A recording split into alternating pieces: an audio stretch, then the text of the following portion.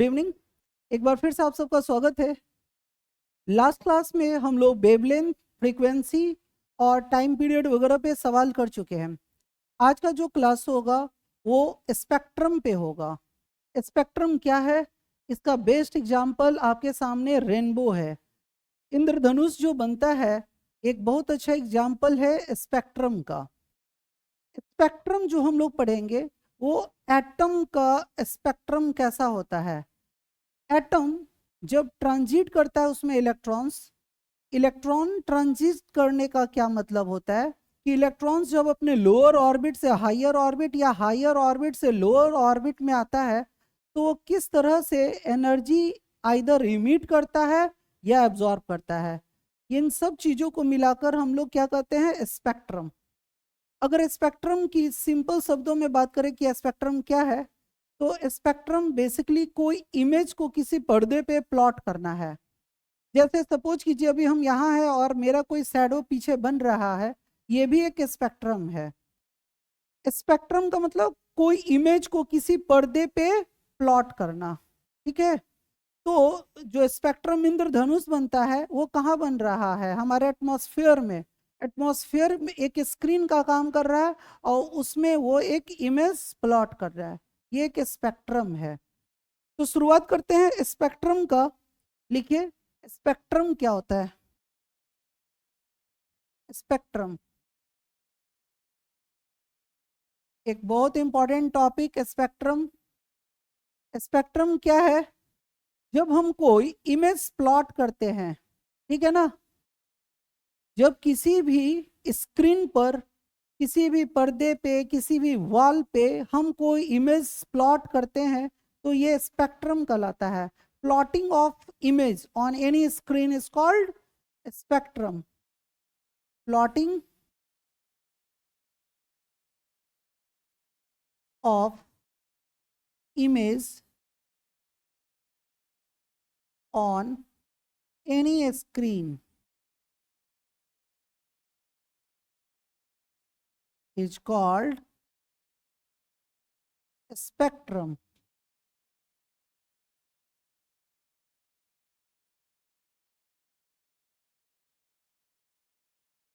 अब स्पेक्ट्रम क्या होता है, एटम किस तरह से स्पेक्ट्रम क्रिएट करता है, वो आपको एक एक कर कर समझाते हैं। आप पहले इसको लिखिए।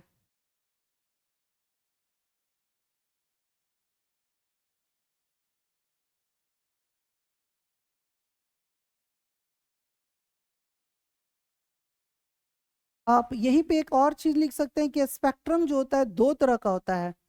स्पेक्ट्रम दो तरह का होता है, एब्जॉर्प्शन और इमिशन स्पेक्ट्रम। आप इसी में एक शब्द और ऐड कर लीजिए, फिर इसका पूरा डिस्क्रिप्टिव आपको नॉलेज दिखाते हैं। Types of spectrum.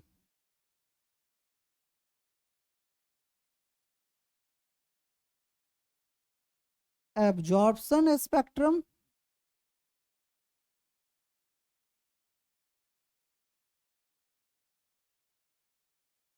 और दूसरा होता है emission spectrum. Emission spectrum. Spectrum दो तरह के होते हैं, एब्जॉर्प्शन स्पेक्ट्रम और इमिशन स्पेक्ट्रम।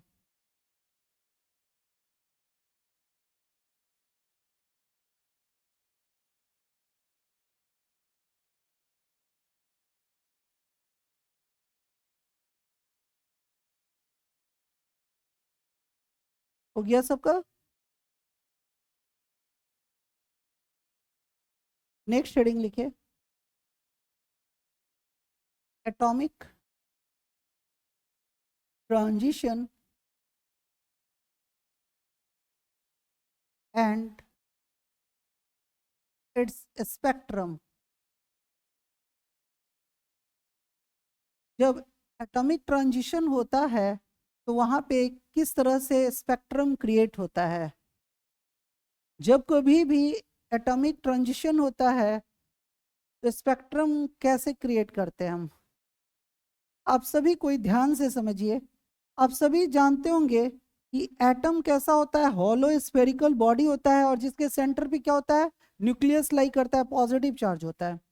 तो एटम का जो कॉन्सेप्ट बताया गया है ये है कि इसमें इनफाइनाइट ऑर्बिट्स होते हैं, इनफाइनाइट ऑर्बिट्स होते हैं, लेकिन जो इलेक्ट्रॉन्स को देखा गया है 7वां ही ऑर्बिट तक पाया जाता है। किसी भी एटम की जो परिकल्पना की गई है उसको ये मानकर किया गया है कि एक एटम के पास न्यूक्लियस होगा और इनफाइनाइट ऑर्बिट्स होते हैं, लेकिन 7th ऑर्बिट तक ही ऑर्बिट को हम लोग सिग्निफिकेंट ऑर्बिट कहते हैं। सिग्निफिकेंट ऑर्बिट का मतलब हुआ कि 7वें ऑर्बिट के बाद ऑर्बिट तो होगा लेकिन उसमें इलेक्ट्रॉन्स नहीं पाया जाता है।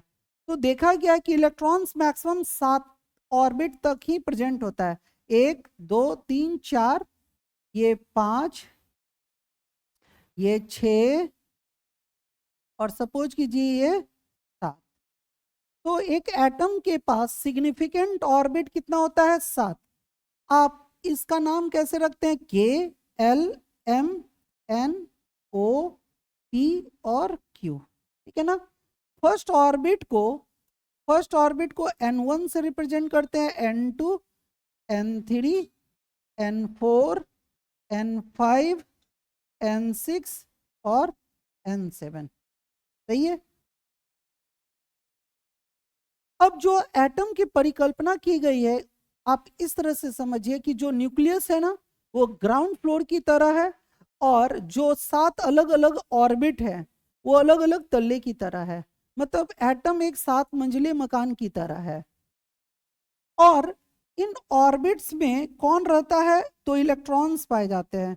इन ऑर्बिट्स में कौन रहता है, इलेक्ट्रॉन्स, इसमें भी इलेक्ट्रॉन्स, सभी ऑर्बिट में इलेक्ट्रॉन्स घूमता रहता है। ऐसा आपको बचपन से सुने होंगे या पढ़ाया गया है, आप सभी कोई जानते हैं कि एटम में न्यूक्लियस पे कौन होता है, प्रोटॉन और न्यूट्रॉन्स, और ऑर्बिट्स में क्या होता है, इलेक्ट्रॉन्स घूमता रहता है। अब एक दूसरी बात समझिए, जैसे सपोज कीजिए ये ग्राउंड फ्लोर है और ग्राउंड फ्लोर से h हाइट पे एक पानी का टंकी है, एक पानी का टैंक है h हाइट पे, ठीक है।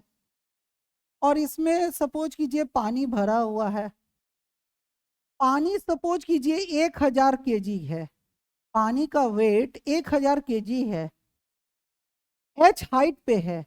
तो कोई भी वस्तु जो h हाइट पे होता है ना वो हमेशा नीचे गिरने की कोशिश करता है, जी एक्सलरेशन से, एक्सलरेशन ड्यू टू ग्रेविटी।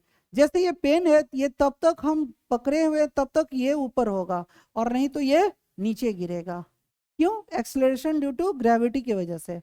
तो कोई भी वस्तु जो h हाइट पे होती है और जिसका मास m है, अभी हम कितना माने हैं 1000 kg, तो इसमें जो एनर्जी उत्पन्न होती है उसको पोटेंशियल एनर्जी कहते हैं।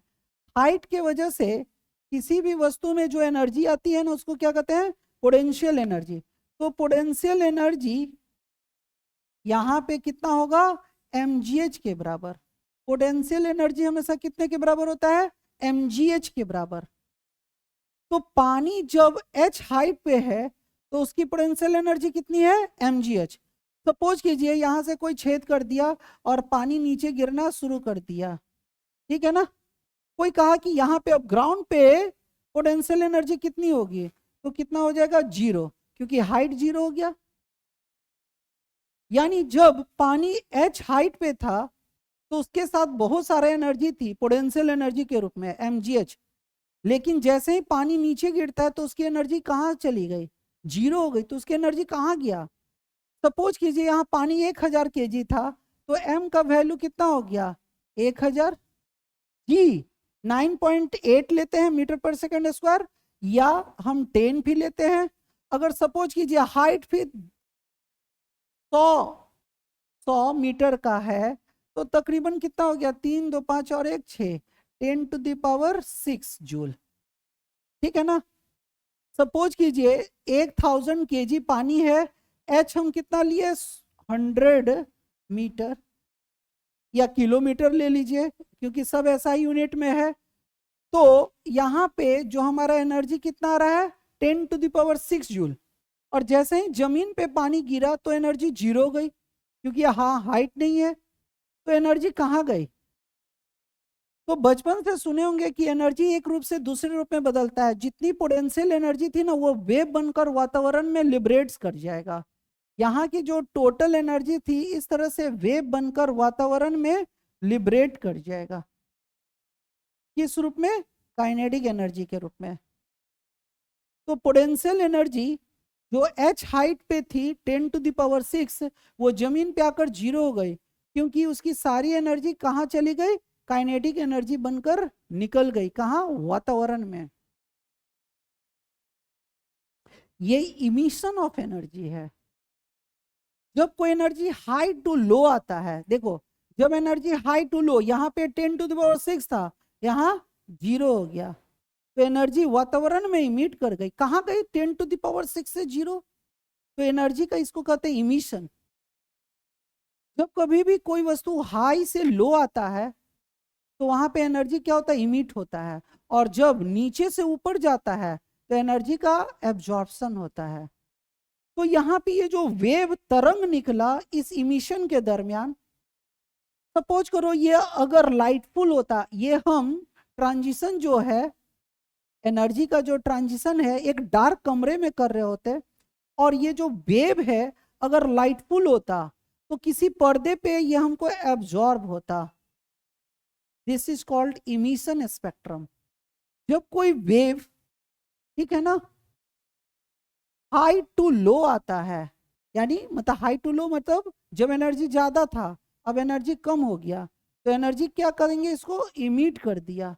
तो इस दरमियान अगर हम इन वेव्स को किसी पर्दे पे प्लॉट करते हैं ना, तो ये इमिशन ऑफ एनर्जी है।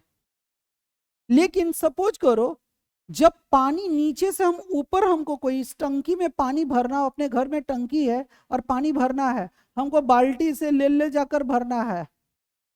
बाप रे बाप, अंधेरा छाने लगा, 2-4 बाल्टी में पानी डालेंगे तो अंधेरा छाना शुरू कर देगा। शरीर से हमारा एनर्जी क्या हो रहा है? एब्जॉर्ब हो रहा है। तो एनर्जी हमेशा दो रूपों में होती है। जब एनर्जी मीट करता है तो लाइटफुल वेव्स आते हैं, ठीक है ना, और जब एनर्जी एब्जॉर्ब होती है तो वहां डार्कनेस आता है। जैसे पोल पर से जो वायर जा रहा है, कभी आपस में टकराता है तो क्या होता है? स्पार्क होता है ना। तो ये एनर्जी का इमिशन है। तो एनर्जी जब इमिट करती है ना, तो वो लाइटफुल होता है, उसमें ब्राइटनेस होता है। और जब एनर्जी एब्जॉर्ब होती है तो वहां पे डार्कनेस होता है। हम बीमार पड़ते हैं, एनर्जी का तो बाप रे एकदम खत्म हो गया है, क्योंकि एनर्जी एब्जॉर्ब हो चुकी है। जैसे जैसे पानी हम ऊपर ले जाएंगे, हम एनर्जी को एब्जॉर्ब कर रहे हैं, हमारे शरीर से एनर्जी खत्म हो रही है। सपोज कि जब हम पानी टंकी से नहीं ले जाते हैं, हम मोटर लगाते हैं, तो बिल आएगा ना। जितना बिल उठेगा, एनर्जी कंज्यूमशन जितना होगा उतना का हमको बिल आएगा। तो ये है एब्जॉर्प्शन ऑफ एनर्जी। बात समझ रहा है? जैसे करंट कैसे बहता है? High potential to low potential. तो जब हाई टू लो कोई आता है ना, तो एनर्जी इमिट करता है। जब हम बड़े से बड़े पहाड़ पर से नीचे उतरेंगे ना, फटाफट दौड़ते उतर जाएंगे, एकदम खुशी चेहरे पे, एकदम स्माइलिंग फेस के साथ। लेकिन नीचे से ऊपर एवरेस्ट पहाड़ पे चढ़ा दे तो बप बप हो जाएगा। लेकिन ऊपर से एवरेस्ट क्या, कहीं से उतरना होगा तो उतर जाएंगे हंसते खेलते, है ना। कभी सुना है? एवरेस्ट चढ़ने में दिक्कत होता है, उतरने में किसी का दिक्कत नहीं है, कि उस समय एनर्जी मीट करता है। और नीचे से ऊपर जाने में एब्जॉर्ब। छत पे आप जाते हैं ना, तो नीचे से ऊपर जाने में दिक्कत होता है या ऊपर से नीचे आने में? ऐसा इसलिए होता है। हाँ, हमारे बच्चे बहुत समझदार हैं, तो अपनी समझदारी को अपने पास रखो। ऊपर से तुमको नीचे में आने में तकलीफ होता है ना। हाँ, ये सब होता है तुम्हारे साथ।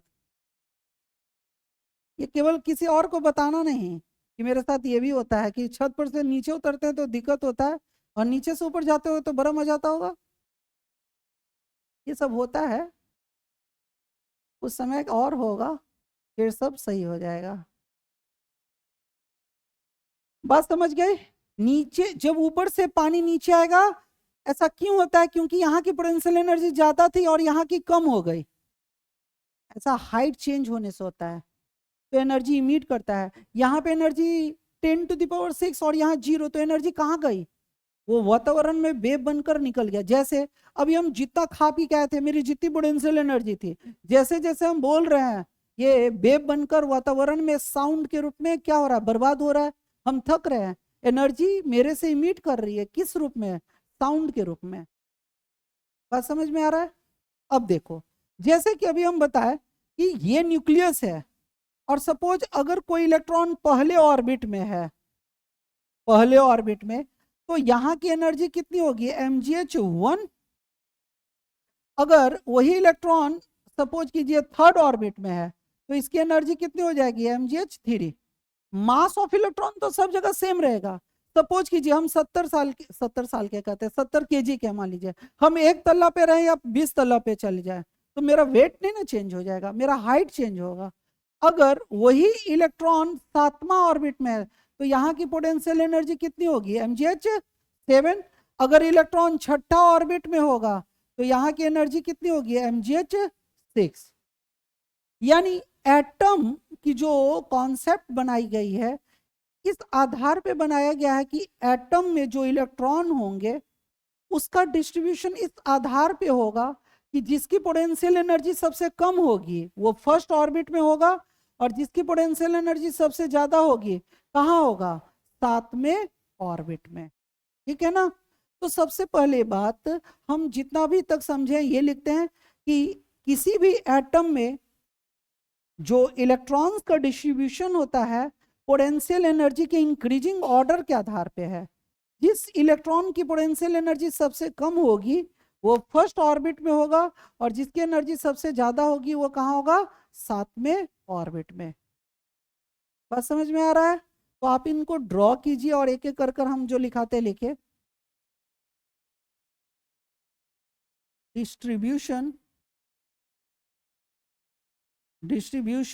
Of electrons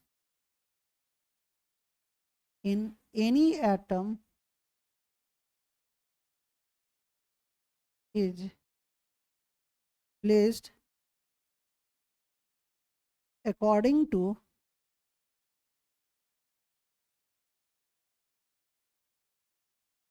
increasing order of potential energy।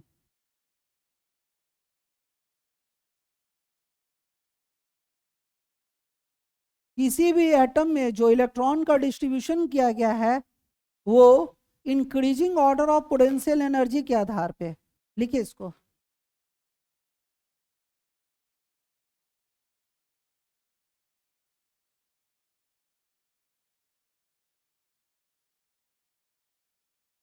उम्मीद है सबका हो गया होगा। अब टॉपिक को आगे बढ़ाते हैं। अब हम लोग समझ चुके हैं कि इलेक्ट्रॉन्स जो है ना, किसी भी डिफरेंट ऑर्बिट में जो उसका डिस्ट्रीब्यूशन किया गया है वो बढ़ते हुए पोटेंशियल एनर्जी के क्रम में किया गया। इस चीज को अगले इस तरह से देखते हैं। फिर से आप ऐसे देखिए, आप समझने के लिए अब इसको स्क्रीन पे बड़ा बनाते हैं। ये फर्स्ट ऑर्बिट है, सपोज कीजिए सेकंड ऑर्बिट है, ये थर्ड ऑर्बिट है, ये फोर्थ ऑर्बिट है, ये फिफ्थ ऑर्बिट है। ठीक है? इलेक्ट्रॉन्स की खासियत होती है वो जंप करता है। जैसे आपको बताया ये न्यूक्लियस कैसा है, ground floor, first floor, second, third. तो आप ग्राउंड फ्लोर से फर्स्ट फ्लोर जाते हैं ना, फर्स्ट फ्लोर से second floor, third floor, fourth floor. तो इलेक्ट्रॉन्स भी ऐसे ही जंप करता है। इलेक्ट्रॉन्स, ये न्यूक्लियस था, सपोज कीजिए कि इलेक्ट्रॉन है जो फर्स्ट ऑर्बिट में था। ठीक है ना? वो ट्रांजिट करता है।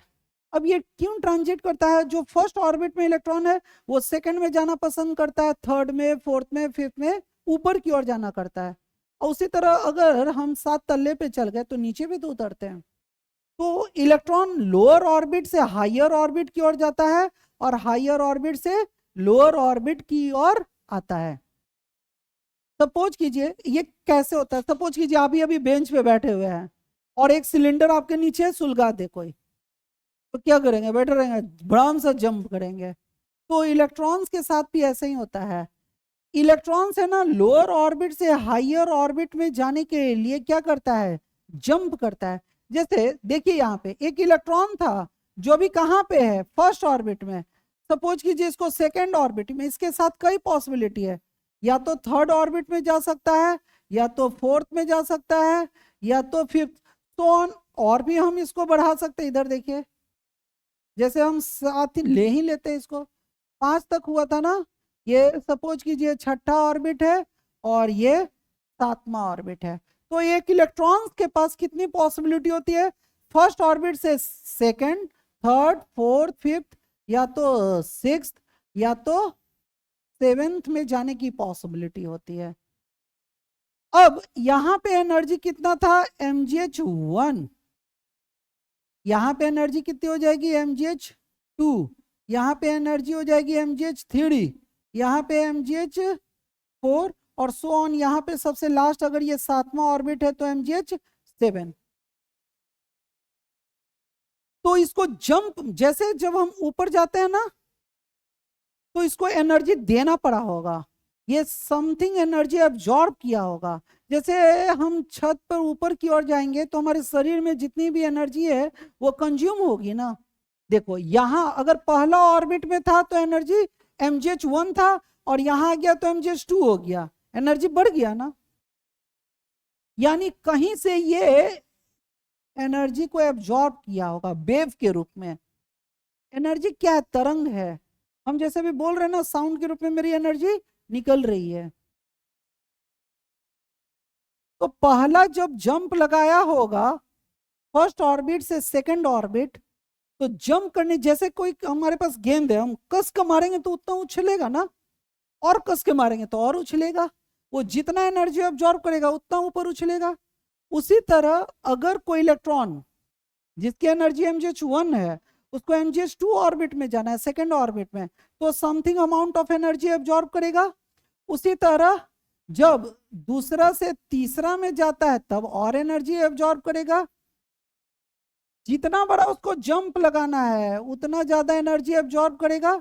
ये वेव दिखा रहे हैं कि उतना ज्यादा बड़ा बड़ा एनर्जी उसको एब्जॉर्ब करना पड़ेगा। अगर कोई बंद कमरे में कोई इलेक्ट्रॉन ट्रांजिट कर रहा है लोअर ऑर्बिट से हायर ऑर्बिट में, जब इलेक्ट्रॉन लोअर ऑर्बिट से हायर ऑर्बिट में जाता है ना, तो एनर्जी एब्जॉर्ब करता है, और जो एनर्जी एब्जॉर्ब होता है ना वो डार्कफुल होता है। तो इस एक्सपेरिमेंट को एक ब्राइटफुल कमरे में किया जाता है। सपोज करो यहाँ पूरा लाइट था और यहाँ पे एक स्क्रीन होता है डार्क कलर का, सॉरी, ये कमरा कैसा होता है, डार्क होता, और ये स्क्रीन कैसा होता, लाइटफुल।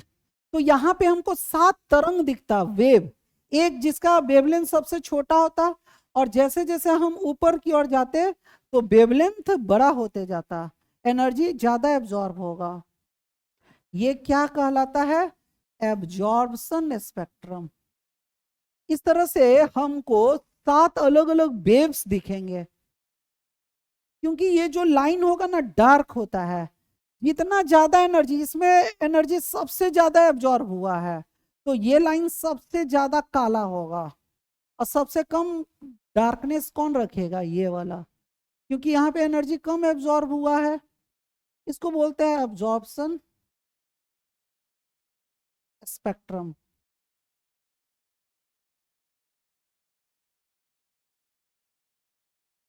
जब इलेक्ट्रॉन लोअर ऑर्बिट से हायर ऑर्बिट में जाता है तो कौन सा स्पेक्ट्रम बनता है, एब्जॉर्प्शन स्पेक्ट्रम। तो अगर कोई इलेक्ट्रॉन है जो 7वें ऑर्बिट में है, एक इलेक्ट्रॉन है जो 7वें ऑर्बिट में है, तो यहाँ पे एनर्जी कितनी होगी, mgh7, और सपोज 7वां से वो छठा में आ सकता है, 5वां में, चौथा में, तीसरा में, दूसरा में, या पहला में। तो जब ऊपर से नीचे आएगा तो यहाँ पे एनर्जी mgh7 था, और जब छठा में आएगा तो mgh6 हो गया, और उसी तरह पहला में आएगा तो एनर्जी कितना हो गया, mgh1। तो आप ही बताइए, उसके पास जो एनर्जी ज्यादा था, जैसे जैसे नीचे वाले ऑर्बिट में आएगा तो एनर्जी तो घट जाएगा। तो एनर्जी गया कहाँ, ये वेव बनकर वातावरण में निकलेगा। ये सबसे छोटा वेव इसमें निकलेगा, उससे बड़ा वेव किसमें निकलेगा, इसमें। उससे भी बड़ा वेव किस में, देखो इसमें एब्जॉर्ब करते दिखाया है, एनर्जी नीचे की ओर दिखाया है, वेव को एब्जॉर्ब हो रहा है, और इसमें बाहर की ओर, और तरंग बड़ा बड़ा होता जाएगा। इससे भी ज्यादा एनर्जी किस में निकलेगा इसमें, और सबसे ज्यादा एनर्जी किस में निकलेगा, है ना। एनर्जी निकला है, कमते जा रहा है ना। तो एनर्जी जब हाई टू लो आता है तो एनर्जी का इमिशन, इसको किसी पर्दे पे हम उतारते हैं तो 7 किरणें हमको दिखती है। जो जो इमिशन स्पेक्ट्रम होता है ना, वो ब्राइटफुल होता है रेज। तो इसको किसी अंधेरे कमरे में कराएंगे ना, और इसका हम स्क्रीन प्लॉट करेंगे, तो हमको 7 किरणें देखेंगे, जिसमें सबसे कम ब्राइटनेस के साथ ये होगा और सबसे ज्यादा ब्राइटनेस के साथ ये होगा, क्योंकि यहाँ एनर्जी सबसे ज्यादा इमिट हुआ है। इस तरह से जो ये स्पेक्ट्रम बनेगा, इसको कहेंगे इमिशन स्पेक्ट्रम। यानी जब electron high to low orbit आता है, हायर टू लोअर, इसको लोअर क्यों कहते हैं, इसको हायर क्यों कहते हैं, क्योंकि इसकी एनर्जी कम है, इसकी एनर्जी ज्यादा है। तो इलेक्ट्रॉन जब हायर ऑर्बिट से लोअर ऑर्बिट में आता है तो इमिशन ऑफ स्पेक्ट्रम बनता है, मतलब 7 किरणों का एक झुंड हमको दिखेगा ब्राइटफुल, और एब्जॉर्प्शन में हमको 7 किरणें दिखेंगी डार्कफुल, ठीक है ना। अब हम इसको किसी पर्दे पे जब हम प्लॉट करते हैं तो ये क्या कहलाता है, स्पेक्ट्रम, इमिशन स्पेक्ट्रम और एब्जॉर्प्शन स्पेक्ट्रम। उम्मीद है सबको समझ में होगा, लिखिए इसको।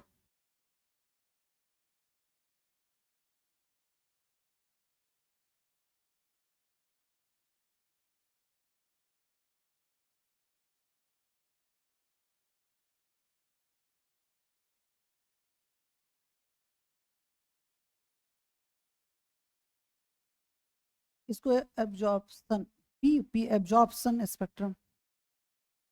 आगे बढ़ाए क्या, लिखिए। अब आपको इसकी प्रॉपर्टीज लिखना है, लिखिए। इमिशन स्पेक्ट्रम, एक तरफ लिखिए इमिशन स्पेक्ट्रम, और एक तरफ लिखिए एब्जॉर्प्शन स्पेक्ट्रम। इमिशन स्पेक्ट्रम कब बनता है, जब electron higher orbit to lower orbit emit करता है या जंप करता है, when electrons jumps from higher orbit to lower orbit, then emission spectrum is formed.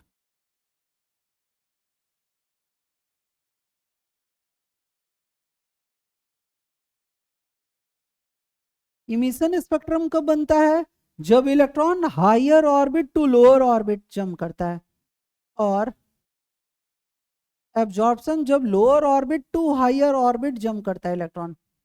इसको रेडिएशन भी कहते हैं या ट्रांजिशन कहते हैं। When electrons jumps from lower orbit to higher orbit, then absorption spectrum is formed.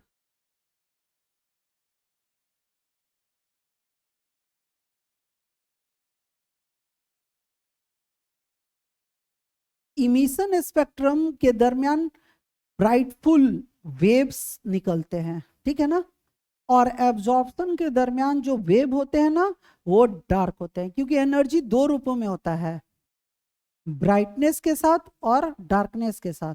जैसे अभी हम खुश हैं तो एक एनर्जी का ये रूप है जिसमें हम ये मानते हैं कि ये ब्राइटनेस है, लेकिन अगर हम यही बीमार पड़े होते हैं, जो हमारे आंखों में अंधेरा छा रहा होता है, तो ये क्या है?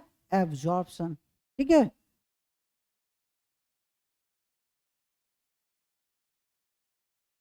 ड्यूरिंग इमिशन,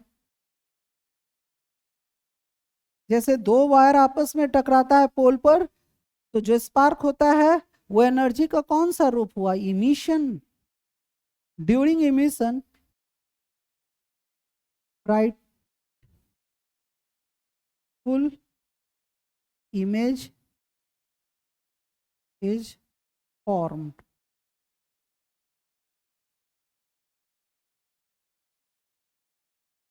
ड्यूरिंग एब्जॉर्प्शन,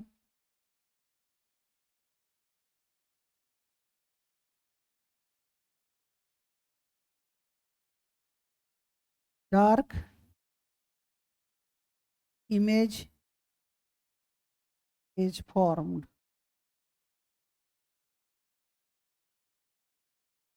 इसलिए क्योंकि ये ब्राइटफुल होता है, इसका जो एक्सपेरिमेंट करते हैं डार्क कमरे में करते हैं, और ये डार्क इमेज उत्पन्न करता है, इसलिए इसको ब्राइटफुल इमेज, ब्राइटफुल कमरे में करते हैं। ऐसा इसलिए कि हमारा जो इमेज बनता है हम उसको देख पाए, क्योंकि ये लाइटफुल होता है तो स्क्रीन पे ये दिखेगा कि 7 किरणें हैं जो अलग अलग वेव लेंथ, मतलब अलग अलग ब्राइटनेस के साथ हमको दिखेगा। तो हमको देखने के लिए स्क्रीन पे, क्योंकि ब्राइटनेस है तो कमरे को कैसा रखना होगा? डार्क रखते हैं। हो गया। अगला हो गया होगा। आगे बढ़ाए या लिखेंगे तो जल्दी लिख लीजिए।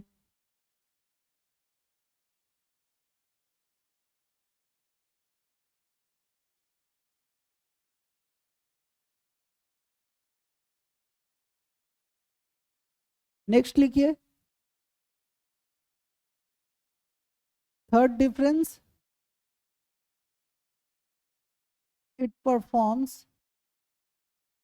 it performs in dark room. इसको डार्क रूम में करवाते हैं। it performs it performs in light, क्योंकि ये डार्क इमेज बनाता है तो रूम हमारा लाइट रहना चाहिए।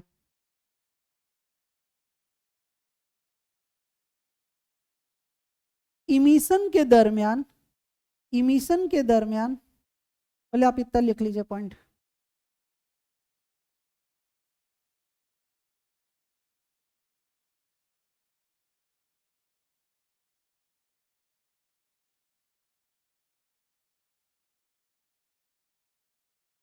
हो गया। क्योंकि इसको अंधेरे कमरे में करते हैं, क्योंकि मेरा इमेज कैसा होता है? लाइटफुल। इसको लाइट कमरे में करते हैं जहां लाइट होता है, क्योंकि इसका इमेज कैसा होता है? डार्क। अगला, ड्यूरिंग इमिशन,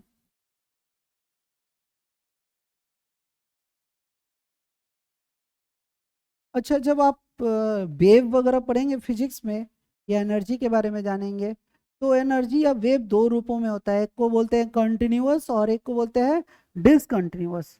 कंटिन्यूअस का मतलब क्या होता है? जैसे हमारा रेनबो जो इंद्रधनुष बनता है, तो 7 कलर है, एक कलर खत्म हुआ तो दूसरा, दूसरा खत्म हुआ तो तीसरा, लगातार क्या होता है? कलर का कॉम्बिनेशन बना रहता है ना।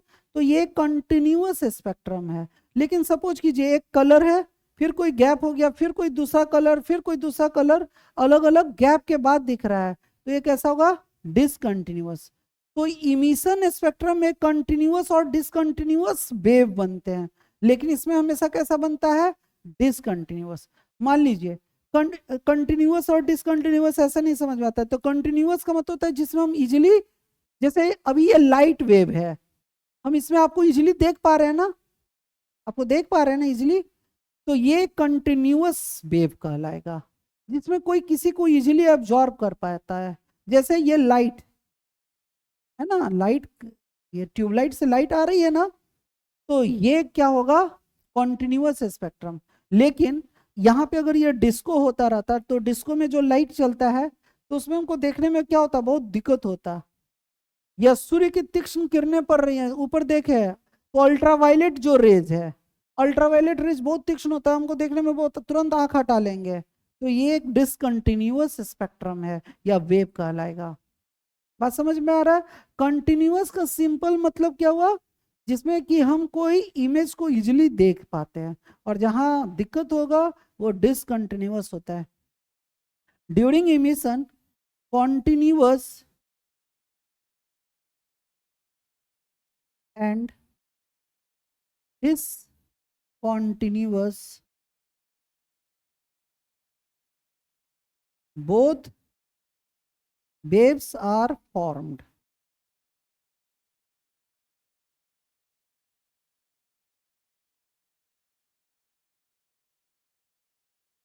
During absorption only discontinuous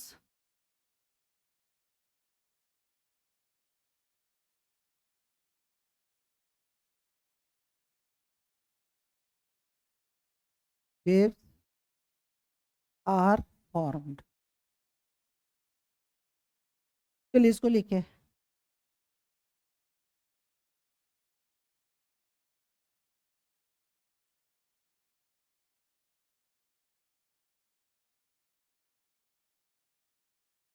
emission के दरमियान कंटिन्यूअस और डिसकंटिन्यूअस दोनों बनता है, और एब्जॉर्प्शन के दरमियान केवल डिसकंटिन्यूअस बनता है।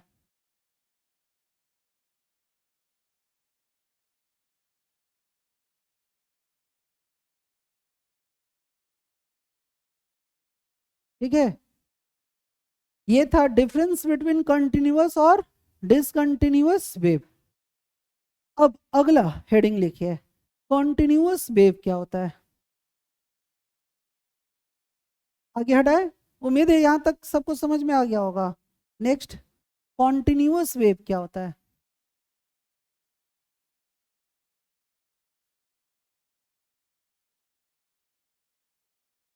कॉन्टिन्यूअस वेव का जो सबसे अच्छा एग्जाम्पल है वो क्या है, स्पेक्ट्रम।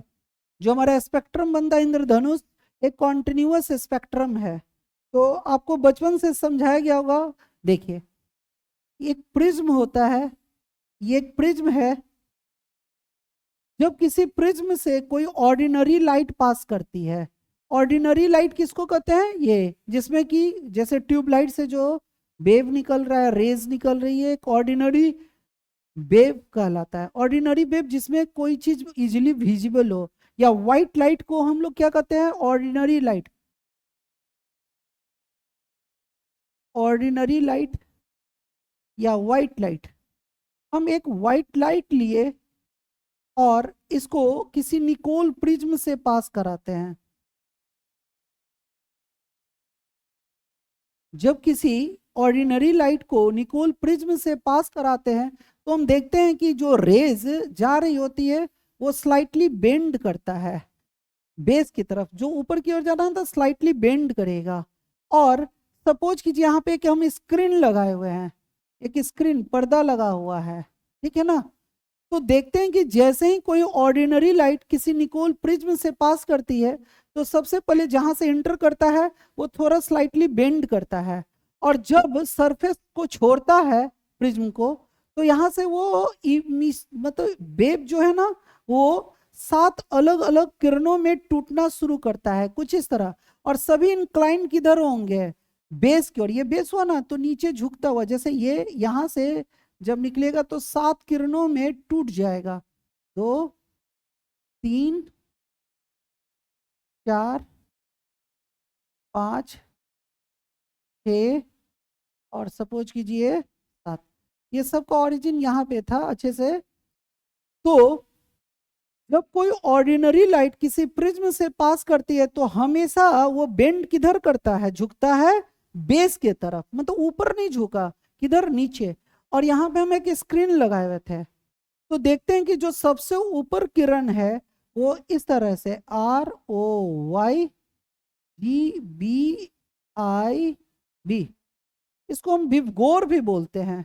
ये है red, orange, yellow, green, blue, Indigo और वायलेट।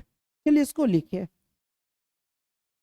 इसके बारे में और अच्छी अच्छी बातें बताते हैं। ये कॉन्टिन्यूअस स्पेक्ट्रम है। When any ordinary light, when any ordinary light और white light passes through prism,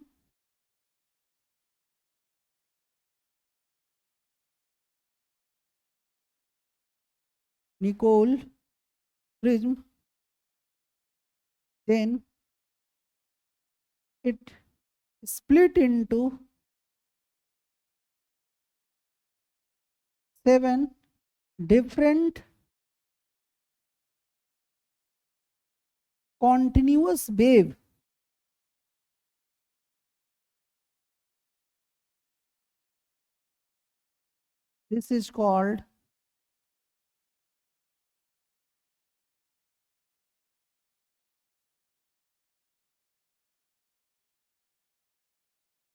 This is called continuous spectrum.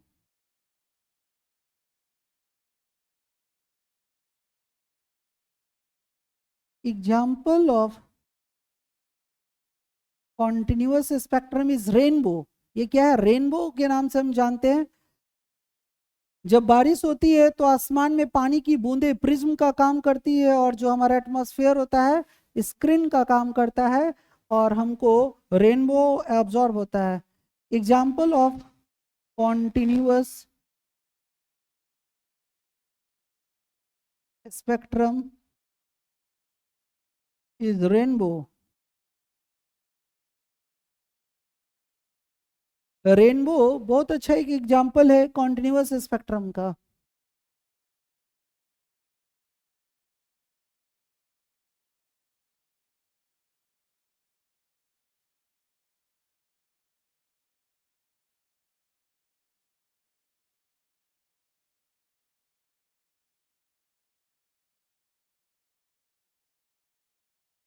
चलिए यहाँ पे आपको लिखवा दे कि आपको याद रहे। यहाँ आर क्या है? रेड। ओ क्या है? ऑरेंज। आप जानते होंगे। वाई क्या है? येलो। जी क्या है? ग्रीन। बी क्या है? ब्लू। आई क्या है? इंडिगो। और वी क्या है? वायलेट। चलिए इसको लिखिए, और आप इसको शॉर्ट में कैसे याद रखिएगा? विबगोर।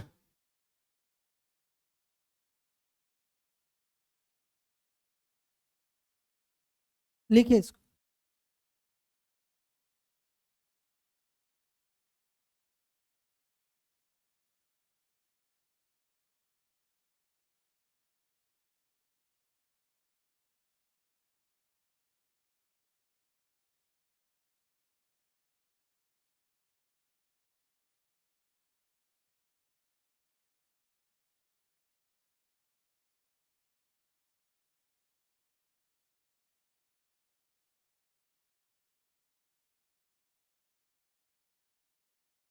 हो गया सबका?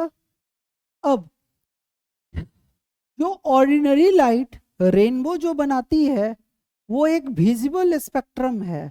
मतलब ये हमको दिखता है, रेनबो आपको दिखता है ना? तो कोई भी वेव जिसमें हम देखते हैं विजिबल होता है, जैसे अल्ट्रावायलेट रेज, उसमें हमको विजिबिलिटी नहीं है। तो कहाँ से कहाँ तक मतलब एक रेंज बना हुआ है, अलग अलग वेव्स, जैसे बहुत सारे वेव्स हैं, अल्फा रेज, बीटा रेज। जैसे ये क्या है? ऑर्डिनरी लाइट या ऑर्डिनरी वेव। ऑर्डिनरी वेव जो विजिबिलिटी रखता है वो मिनिमम यहाँ से देखो 3000 से 3500 एंगस्ट्रॉम से शुरू होता है, ठीक है? और 6500 से 7000 एंगस्ट्रॉम के बीच में हमको दिखता है। तो ब्लू लाइट की वेवलेंथ सबसे कम होती है, ये कहां पे अपेयर होता है? 3000 से 3500 एंगस्ट्रॉम के बीच में। और सबसे ज्यादा वेवलेंथ किसका होता है? रेड का। कितना होता है? 6500 से 7000 एंगस्ट्रॉम के बीच में। तो कहने का मतलब जो विजिबल लाइट होता है वो कहां से कहां अपेयर होता है? जनरली 3000 से 7000 एंगस्ट्रॉम के बीच में। जल्दी से लिखिए इसको।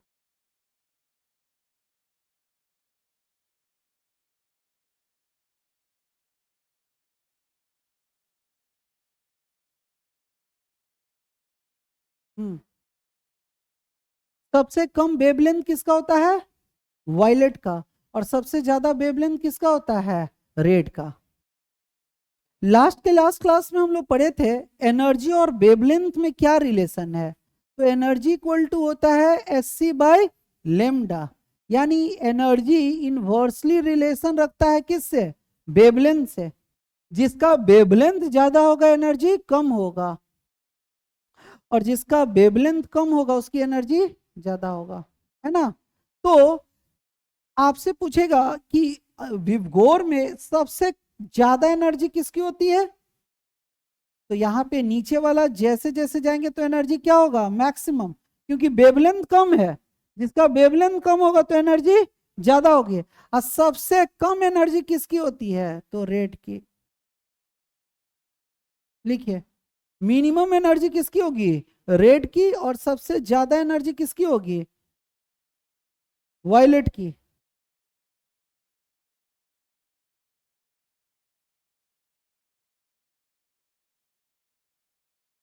सबसे ज्यादा एनर्जी किसकी होती है? वायलेट की। और सबसे कम एनर्जी?